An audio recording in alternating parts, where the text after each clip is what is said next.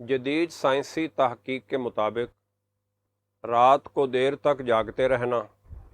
اور صبح کے قریب سو جانا اور پھر دن چڑھے تک سوتے رہنا دماغی کمزوری، ڈپریشن، موٹاپے، دائمی سر درد، رزق میں تنگی اور بے برکتی کا باعث بنتا ہے۔ گویا کہ صبح کے وقت میں چھپے ہوئے فوائد و برکات جو جدید سائنس کو آج دکھائی دے رہے ہیں، نبی رحمت صلی اللہ علیہ وسلم نے ان چیزوں کو صدیوں پہلے دیکھ لیا تھا۔ اسی لیے آپ صلی اللہ علیہ وسلم نے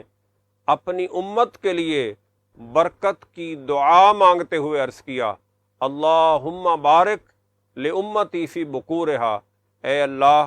میری امت کے صبح کے اوقات میں برکت عطا فرما۔ آپ صلی اللہ علیہ وسلم نے صرف برکت کی دعا ہی نہیں فرمائی، بلکہ اپنے معمولات اور اپنی تعلیمات سے امت کو بتایا کہ اللہ تبارک و تعالی نے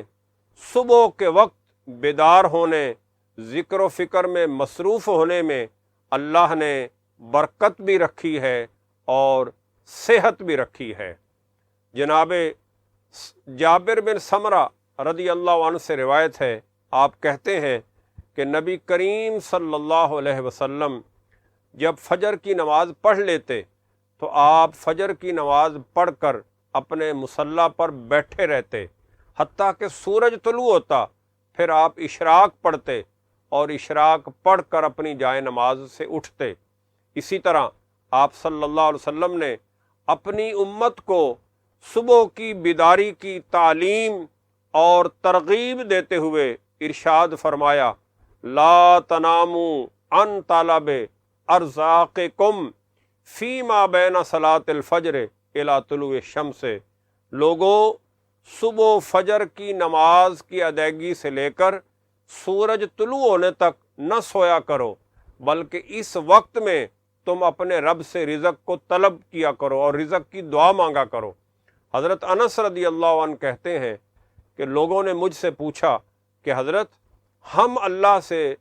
فجر کی نماز کے بعد رزق کیسے طلب کریں اور کیسے مانگیں؟ تو آپ رضی اللہ عنہ نے فرمایا کہ 70 مرتبہ الحمدللہ، 70 مرتبہ استغفر اللہ، 70 مرتبہ اللہ اکبر کہہ کر صبح کے وقت میں اگر دعا کی جائے تو اللہ تعالیٰ رزق میں برکت فرما دیتا ہے۔ تو جیسے رسول اللہ صلی اللہ علیہ وسلم صبح کے وقت میں اپنی امت کو سونے سے منع کرتے تھے اور خود بھی نہیں سوتے تھے، تو یہی معمول صحابہ کرام کا بھی تھا۔ حضرت عمر رضی اللہ عنہ فرماتے ہیں کہ صبح کے وقت میں سونا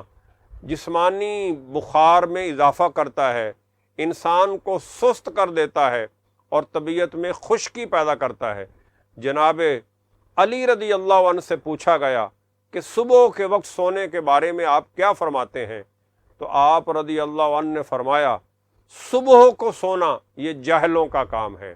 اسی طرح حضرت عبداللہ بن عباس جو حبر الامہ ہیں، نبی کریم صلی اللہ علیہ وسلم کے چچا زاد بھائی ہیں، ان کے بارے میں آتا ہے کہ انہوں نے اپنے ایک بیٹے فضل بن عباس کو صبح کے وقت میں سوتے ہوئے دیکھا تو آپ رضی اللہ عنہ نے انہیں اپنے پاؤں کی ٹھوکر مارتے ہوئے کہا کہ بیٹو اٹھ جاؤ، کہ صبح کے وقت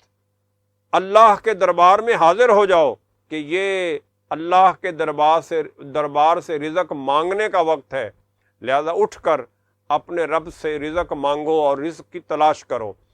معروف حکیم اور طبیب اور علامہ ابن قیم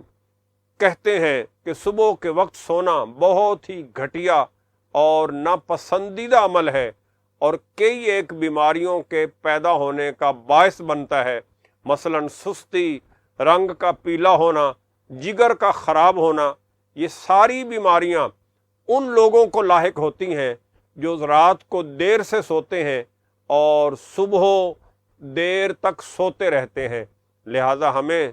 نبی کریم صلی اللہ علیہ وسلم کی تعلیمات پہ عمل کرتے ہوئے رات کو جلدی سونا چاہیے اور صبح